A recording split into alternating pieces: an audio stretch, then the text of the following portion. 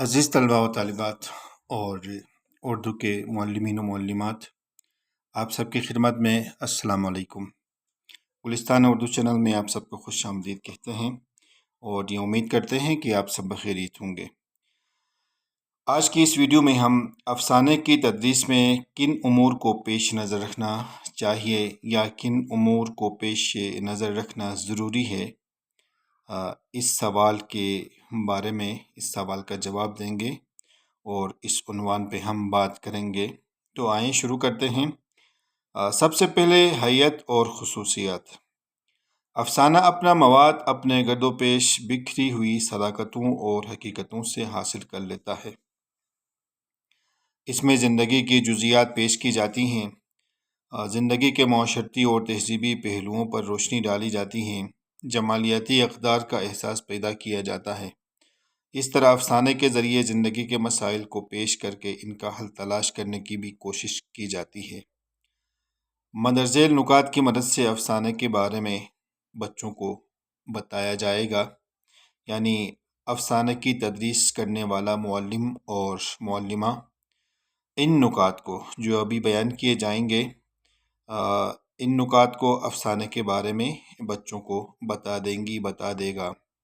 سب سے پہلے وحدت تاثر۔ وحدت تاثر افسانے کے لیے ضروری ہے کہ اس میں وحدت تاثر پائی جائے۔ وحدت تاثر پیدا کرنے کے لیے ایک معیاری افسانے میں ایک مقصد پر زور دیا جاتا ہے۔ ایک سے زیادہ مقاصد پر زور دینے سے افسانے میں فنی خرابیاں پیدا ہو جاتی ہیں۔ فنی اعتبار سے افسانے کا تاثر اول سے آخر تک قائم رہنا چاہیے۔ دوسرے نمبر پہ پلاٹ ہے۔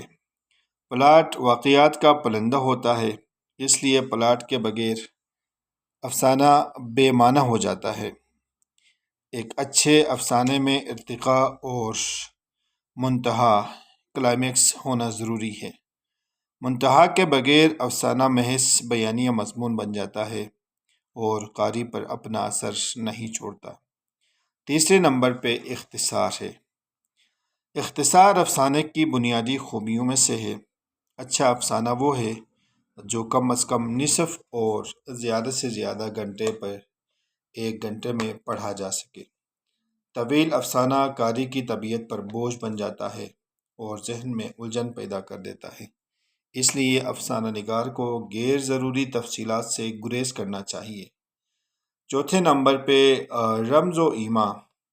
غزل کی طرح افسانہ بھی تفصیل سے کام نہیں لیا جا سکتا ہے۔ اس رمز و ایما سے بہت بہتر نتائج حاصل کیے جاتے ہیں۔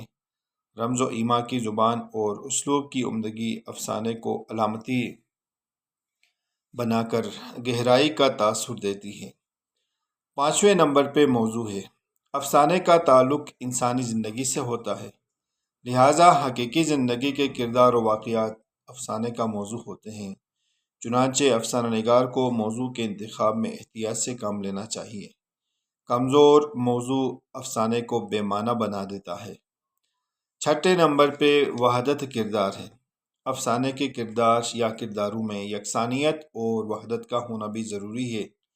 ایک کردار میں بیک وقت 2 تضادات کا جمع ہونا خلاف فطرت ہوتا ہے، اس لیے کسی کو ایسی خصوصیات کا حامل نہیں دکھانا چاہیے۔ کردار حقیقی ہونا چاہیے۔